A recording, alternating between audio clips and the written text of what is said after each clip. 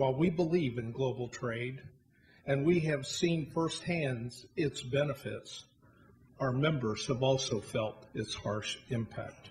2 decades ago, the North American Free Trade Agreement, or NAFTA, became law, creating a three-way economic pact with Mexico, Canada, and the U.S. Supporters said it would create thousands of American jobs, but in reality, anytime you merge a labor market with Mexico, where wages are kept low through suppressing workers' rights, that means that has a direct impact on U.S. workers and Canadian workers, because they now are competing for business, and they're competing for the same work, only they have to compete with wages that are artificially kept low. Since NAFTA's inception, many American companies have taken advantage of cheap labor south of the border by moving an estimated 700,000 manufacturing jobs to Mexico.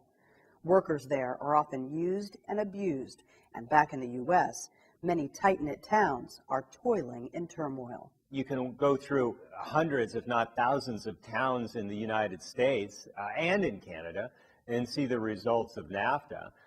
You can go through some areas of Iowa which used to house some basic manufacturing, and they're basically ghost towns. They're trying to work their way back when major manufacturing companies fled to Mexico.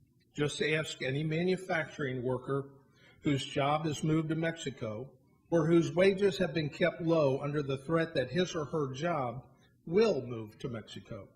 We've seen companies increasingly use just the mere threat of moving work to Mexico to snuff out workers' fundamental human rights, to form their own unions. And we've seen it used at the collective bargaining table as our members negotiate and demand just wages and just benefits. They hear on the other side of the table sometimes subtle and sometimes not so subtle responses about, well, we can just move your job to Mexico. As the U.S. government moves forward with future trade deals, labor leaders are urging lawmakers to remember the 2-decade anniversary of NAFTA and the deal's devastating toll on American workers. Learn from our past mistakes.